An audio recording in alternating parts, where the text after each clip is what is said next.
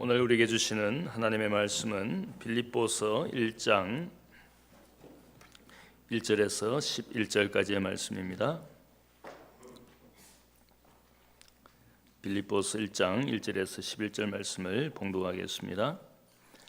그리스도 예수의 종 바울과 디모데는 그리스도 예수 안에서 빌립보에 사는 모든 성도와 또한 감독들과 집사들에게 편지하노니, 하나님 우리 아버지와 주 예수 그리스도로부터 은혜와 평강이 너희에게 있을지어다.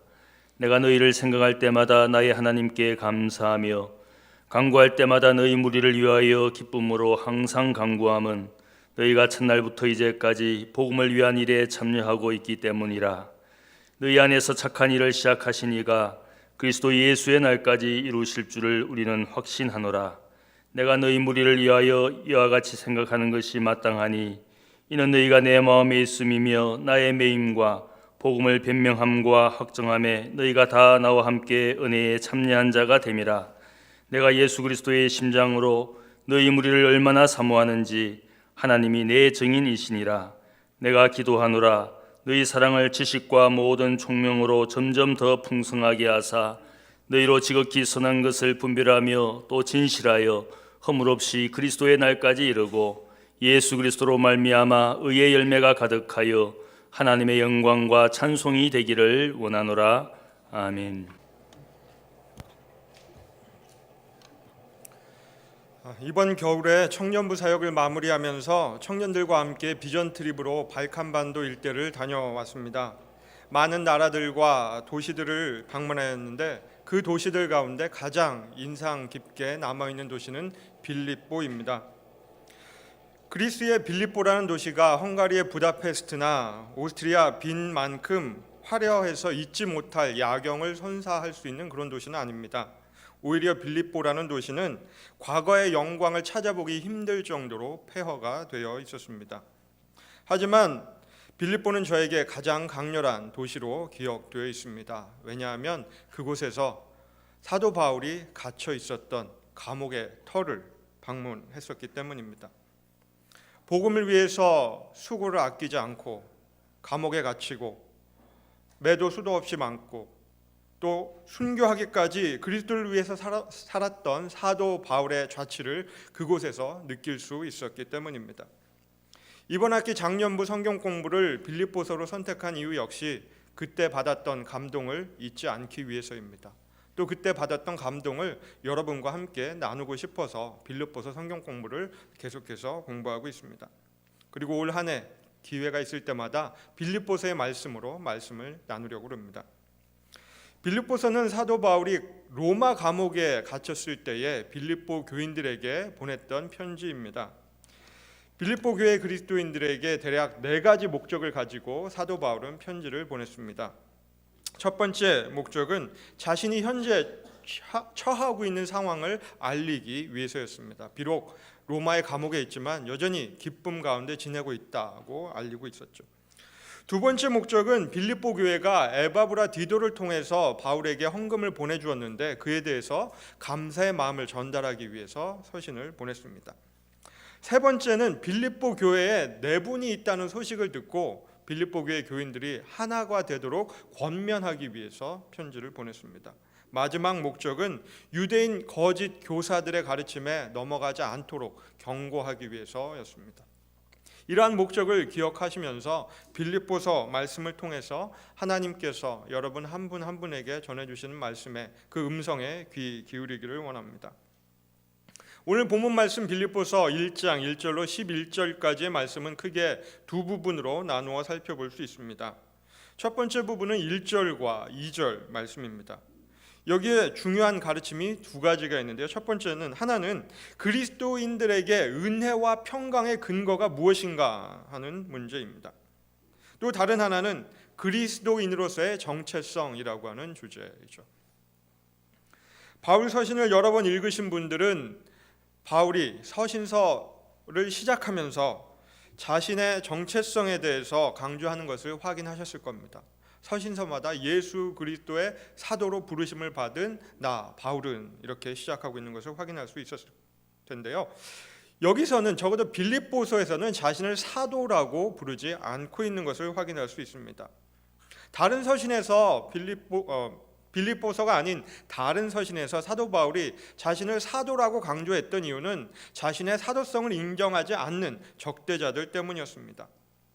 한편으로 생각하면 유대인으로서 그리스도인들을 핍박했던 그의 이력, 그리고 12제자 가운데 들지 못했다는 사실, 그렇기 때문에 사도로서의 자격이 없다라고 주장하는 사람들을 향해서 사도 바울은 자신이 부활하신 그리스도를 만났다고 얘기하면서 사도성을 주장합니다. 다른 한편에는 할례가 필요 없고 할례는 마음에 하는 것이라고 주장하면서 이방인의 사도로 자처한 것 때문에 사도 바울을 업신여기는 그런 유대인들에게 대항해서 할례를 받고 율법을 지켜야 한다고 주장하는 거짓 선지자들의 가르침에 대항하고 있는 것이죠. 이런 사람들을 의식하면서 사도 바울은 심지어 예루살렘 교회 지도자들에게조차 자신이 사도라고 부르심을 받았다는 것을 강조하기도 했습니다. 그런데 오늘 본문에는 사도라는 언급이 없이 예수 그리스도의 종이라고만 나와 있습니다. 바울 자신이 세운 빌립보 교회, 거기에 있는 사람들에게 자신이 굳이 사도라고 강조할 이유가 없는 것이죠. 그 사람들은 사도 바울을 자신의 선생으로, 멘토로, 그리고 사도로 인정하고 있었습니다. 그래서 굳이 사도로 강조할 이유가 없었던 것이죠. 그런데 재미있는 것은 자신의 정체성을 예수 그리스도의 사도라고 밝히는 것이나 예수 그리스도의 종이라고 밝히는 것이나 본질적인 역할에 있어서는 차이가 없다고 하는 것입니다. 그렇다면 여러분 자신의 정체성을 어떻게 규정하십니까? 예수 그리스도의 사도로 규정하십니까? 혹은 예수 그리스도의 종으로 규정하십니까? 혹 예수 그리스도의 종은 저 같은 목사나 해외 선교사로 파송된 선교사님들에게나 해당되는 것이지 나하고는 상관없다고 생각하면서 나는 예수 그리스도의 종이 아니라고 항변하고 있지는 않습니까? 혹 말은 예수 그리스도의 종이라고 하면서 내가 예수 그리스도의 종이지 사람의 종은 아니다라고 생각하고 있지는 않은지요. 두 번째 교훈은 은혜와 평강의 근거가 무엇인가라고 하는 주제입니다. 로마 감옥에 갇혀 있었던 사도 바울은 어려운 형편에도 불구하고 빌립보 교회 교인들에게 기뻐하라고 얘기하면서 자신이 평강과 은혜를 누리고 있다고 고백합니다. 빌립보 교회 그리스도인들은 바울이 복음을 전하다가 로마 감옥에 갇혔다는 소식을 듣고 마음이 불편했을 거예요. 그런데 오히려 감옥에 갇혀 있는 사도 바울은 기뻐하라고, 내가 은혜와 평강을 누리고 있다고, 여러분들도 은혜와 평강을 누리라고 권고합니다. 자기 자신이 은혜와 평강을 누리고 있기 때문에 빌립보 교회 교인들도 은혜와 평강을 누리라고 권면하고 있는 것을 알 수 있습니다. 과연 감옥에 있는 상황에서도 은혜와 평강을 누릴 수 있었던 이유는 무엇일까요? 이에 대하여 2절 말씀은 이렇게 기록합니다. 하나님 우리 아버지와 주 예수 그리스도로부터 은혜와 평강이 너희에게 있을지어다. 사도 바울은 자신이 누리고 있는 은혜와 평강, 그리고 빌립보 교회 교인들이 누리기를 바라는 은혜와 평강의 근거가 하나님 아버지와 주 예수 그리스도라고 분명히 밝히고 있습니다. 그리스도인이라면 마땅히 삼위일체 되신 하나님으로부터 은혜와 평강을 누려야 할 겁니다. 그리고 받은 은혜와 평강으로 인해서 기쁘게 살아야 할 것을 사도 바울에게 가르쳐 주고 있습니다. 그런데 마치 원하지 않는 아이템을 선물로 받은 아이처럼 은혜와 평강이라는 선물을 받아놓고도 시무룩해하거나 혹은 입을 삐쭉 내밀었던 적은 없습니까?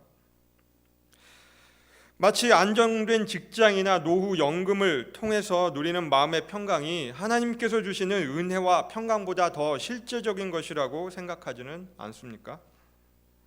원하는 것을 얻으면 은혜와 평강을 누리는 것 같고, 원하는 것을 얻지 못하면 은혜와 평강을 누리지 못하는 것처럼 그런 기분이 들지는 않는가 말입니다.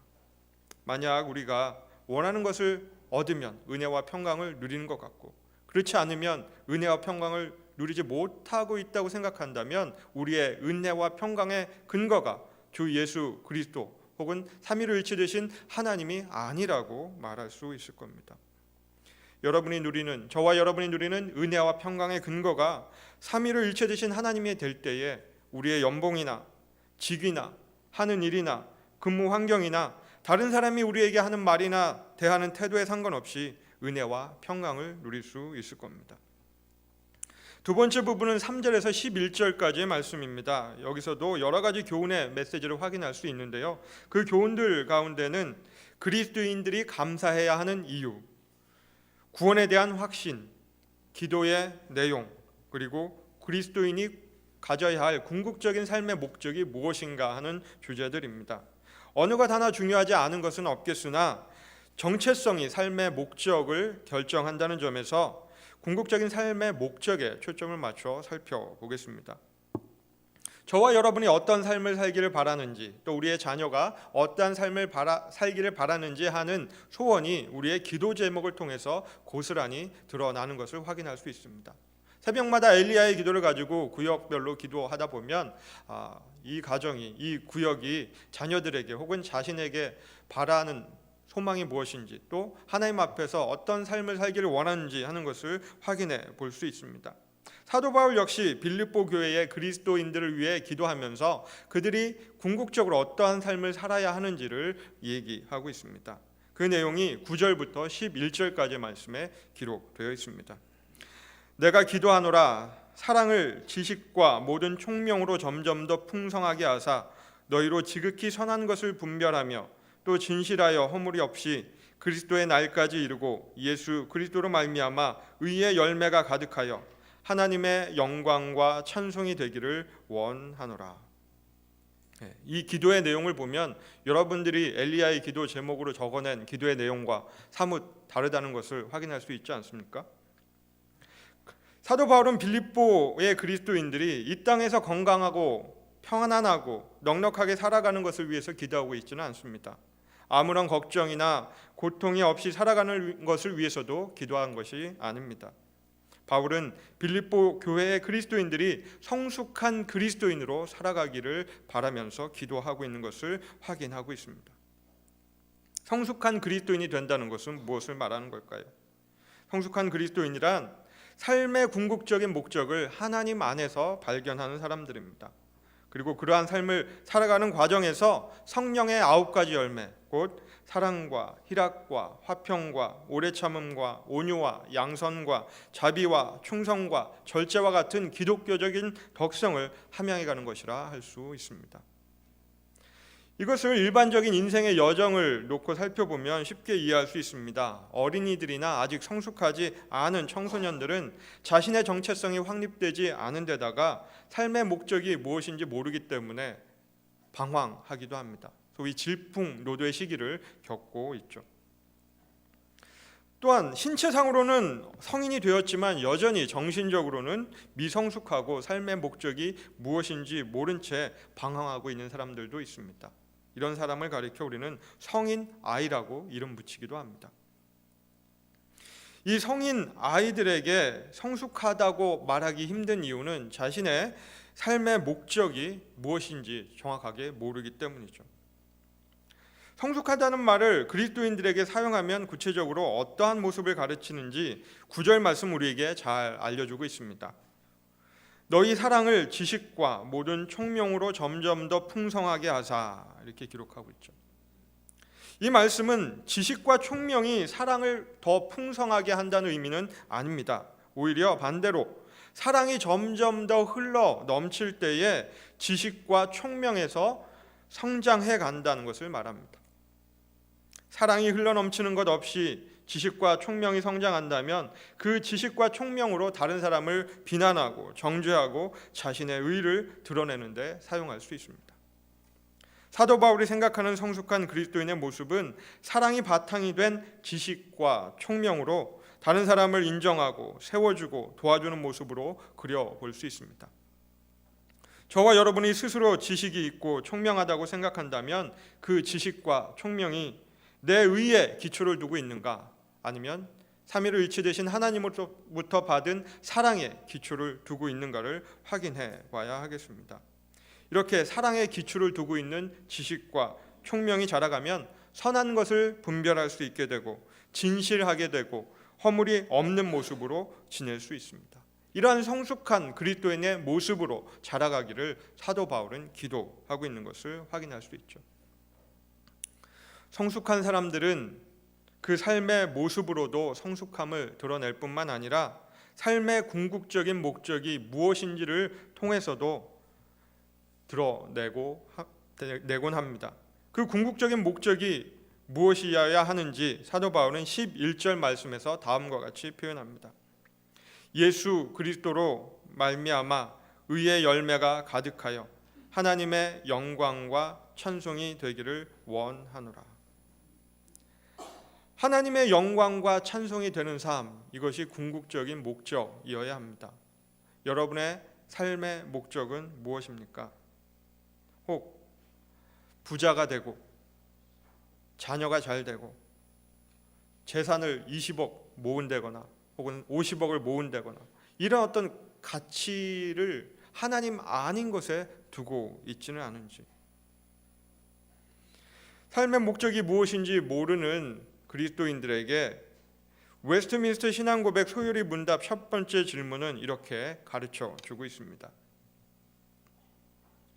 사람의 제일 되는 목적이 무엇인가? 사람의 제일 되는 목적은 하나님을 영화롭게 하는 것, 그리고 영원토록 그를 즐거워하는 것입니다. 그렇습니다. 하나님의 영광과 찬송이 되는 삶, 이것이 궁극적인 삶의 목적이어야 합니다. 그리고 이것이 우리가 살아가는 이유여야 합니다. 이러한 목적을 가지고 성숙한 그리스도인이 되기 위해서 노력을 해야 될 텐데, 과연 우리 모습은 어떻게 비춰지고 있는지 확인할 필요가 있습니다. 문제는 삶의 목적이 없어서기도 하겠지만, 삶의 목적이 있다고 하더라도 아직까지 그 삶의 목적을 성취하기 위해서 어떻게 무엇을 해야 하는지 모르는 데 있을 수도 있습니다. 그래서 사도 바울은 빌립보 교회 그리스도인들에게 분명한 어조로 가르쳐 주고 있는 것이죠. 사랑을 지식과 모든 총명으로 점점 더 풍성하게 해야 된다고 말입니다. 아직 성숙하지 못한 모습 때문에 하나님의 영광이 아니라 나의 영광을 위해서 살아가고 있는 것은 아닌지, 혹 범위를 조금 넓혀서 가문의 영광을 위해서 살아가고 있는 것은 아닌지, 하나님께서 우리에게 원하시는 것은 나의 영광이나 가문의 영광이 아니라 하나님의 영광을 위해서 살아가기를 원하십니다. 또 우리는 누구를 찬송하고 있습니까? 나 자신을 칭송하고 있는지, 혹 범위를 넓혀서 내 주변 사람들을 칭찬하고 있는지, 혹은 조금 더 넓힌다고 해도 나 아닌 다른 사람, 나와 전혀 상관이 없지만 정말 훌륭한 일을 해놓은 사람을 칭송하고 찬양하고 있는지, 우리의 찬양은, 우리의 칭송은 거기서 끝나는 것이 아니라 온 천지 만물을 만드시고 이 세상을 주관하신 하나님을 찬송하기를 하나님께서는 원하십니다. 이와 같이 하나님의 찬송이 되는 삶, 하나님께 영광을 돌리는 삶, 그것이 바로 인생의 목적이어야 한다는 것을 사도 바울은 우리에게 가르쳐 주고 있습니다. 사도 바울이 빌립보 교회 그리스도인들에게 성숙한 그리스도인으로 살기 위해서는 영광과 찬송이 되는, 하나님의 영광과 찬송이 되는 삶을 살라고 권면합니다. 저와 여러분 안에 계신 성령님께서 저와 여러분의 삶이 하나님의 영광을 위해서 사는 삶, 또 하나님의 찬송이 되는 삶을 살기를 원하십니다. 그리고 그리스도와의 관계성 속에서 자신의 정체성을 확인하고 하나님의 영광과 찬송이 되는 삶을 살아가기를 원하십니다. 이 시간 우리 마음속으로 한번 내 삶의 목적이 무엇인지 한번 조용히 묵상하는 시간 가졌으면 좋겠습니다. 여러분은 삶의 목적을 이 세상에서 출세하고 성공하는 것이라고 생각하십니까? 아니면 자녀들이 좋은 대학 가고 건강하고 자신의 역할을 하는 것이라고 생각하십니까? 아니면 우리의 가문이 잘 되고 우리 나라가 잘 되는 것이라고 생각하십니까? 모든 것이 다 중요하지만 하나님께서 우리에게 진정으로 원하시는 궁극적인 삶의 목적은 하나님의 영광을 위해서 사는 삶, 하나님의 찬송이 되는 삶, 그러한 목적을 살기 위해서 구체적인 행동 지침으로 사랑의 기초를 두고 지식과 총명이 자라감으로 말미암아 선한 것을 분별하여 허물이 없어지는 데까지 자라가기를 하나님께서는 원하십니다. 다 같이 기도하겠습니다. 하나님 감사합니다. 하나님께서 오늘 우리에게 빌립보서 말씀을 통해서 주신 메시지를 우리가 받습니다. 우리의 삶의 궁극적인 목적이 하나님의 영광이 되고 하나님의 찬양이 되기를 원하는 그 사도 바울의 가르침이 우리의 가르침이 될 수 있도록 도와주옵소서. 그 가르침을 마음으로 받을 수 있도록 도와주옵소서. 삶의 궁극적인 목적을 몰라서가 아니라 알면서도 육신이 연약하여 삶으로 실천하지 못하는 저희들에게 사랑을 더하여 주시고 그 사랑의 기초를 두고 우리의 지식과 총명이 자라감으로 말미암아 올바로 분별하게 하시고 허물이 없게 하시고 성숙한 그리스도인으로 자라가게 도와주옵소서. 그 과정에서 성령의 9가지 열매가 우리의 삶으로 나타나게 도와주옵소서. 예수 그리스도의 종이라고 자신의 정체성을 규정했던 사도 바울과 같이 우리 자신도 예수 그리스도의 종으로 여기며 하나님의 영광을 위해 하나님의 찬송이 되는 삶을 위해 살아갈 수 있도록 도와주옵소서. 감사드리며 우리 주 예수 그리스도 이름 받들어 기도드립니다. 아멘.